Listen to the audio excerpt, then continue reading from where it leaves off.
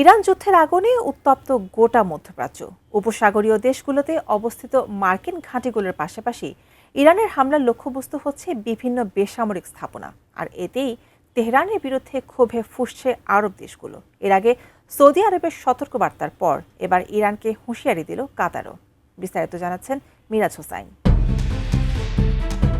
মধ্যপ্রাচ্যের আকাশ এখন ড্রোন আর মিসাইলের গর্জনে প্রকম্পিত।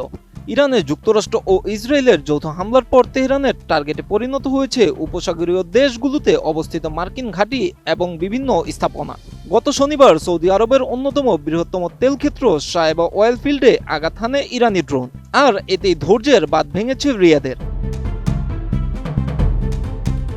সৌদি আরবের পররাষ্ট্র মন্ত্রণালয় এক কড়া বিবৃতিতে জানিয়েছে, ইরানি প্রেসিডেন্টের কথা ও কাজের মধ্যে কোনো মিল নেই। কোনো যৌক্তিক কারণ ছাড়াই নির্বিচারে আরব দেশগুলোতে হামলা চালানো হচ্ছে। রিয়াদ হুঁশিয়ারি দিয়ে বলেন, এমন হামলা অব্যাহত থাকলে এ যুদ্ধে ইরানের সর্বোচ্চ পরাজয় ঘটবে, যার প্রভাব পড়বে দুই দেশের বর্তমান ও ভবিষ্যৎ সম্পর্কের উপর। শুধু তেল স্থাপনা নয়, তেহরানের নিশানায় রয়েছে মধ্যপ্রাচ্যে থাকা মার্কিন সামরিক ঘাঁটি এবং বিভিন্ন বেসামরিক বিমানবন্দরও। এতদিন সৌদি আরব সরাসরি যুদ্ধে জড়াতে না চাইলেও এখন সুর বদলেছে। রিয়াদ ইঙ্গিত দিয়েছে, পরিস্থিতি না বদলালে তারা নিজেদের মাটিতে মার্কিন সেনাদের পূর্ণ ব্যবহারের অনুমতি দিতে পারে, যা তেহরানের জন্য হতে পারে বড় মাথা ব্যথার কারণ। কোয়ালিটি সম্পন্ন আন্তর্জাতিক মানের still bar CSRM, committed for better still.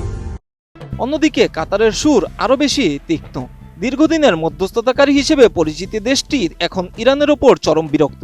British সংবাদ মাধ্যম স্কাই নিউজকে দেয়া এক সাক্ষাৎকারে কাতারের প্রধানমন্ত্রী শেখ মোহাম্মদ বিন আব্দুল রহমান বিন জসিম বিন জাবের আল থানি সরাসরি বিশ্বাসঘাতকতার অভিযোগ তুলেছেন ইরানের বিরুদ্ধে।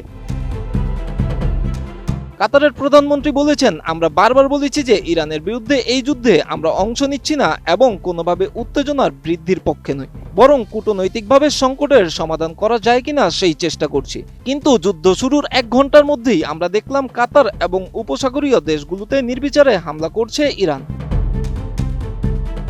অথচ গত শনিবারও ইরানের প্রেসিডেন্ট মাসুদ পেজিশকিয়ান প্রতিবেশী দেশগুলোর কাছে দুঃখ প্রকাশ করেছিলেন। তিনি প্রতিশ্রুতি দিয়েছিলেন, প্রতিবেশী দেশ থেকে হামলা না হলে ইরান আর আক্রমণ করবে না। কিন্তু বাস্তব চিত্র পুরোটাই ভিন্ন। প্রেসিডেন্টের ওই বক্তব্যের পর হামলা থামেনি, বরং বেড়েছে। কাতারের মতে বন্ধুসুলভ প্রতিবেশীদের উপর এই হামলা ইরানের জন্য আত্মঘাতী হবে এবং সবকিছু ধ্বংস করে দিবে। তবে দোহা এখনো প্রতিশোধের চেয়ে সংলাপেই গুরুত্ব দিচ্ছে। Miraj Hossain, ATN news.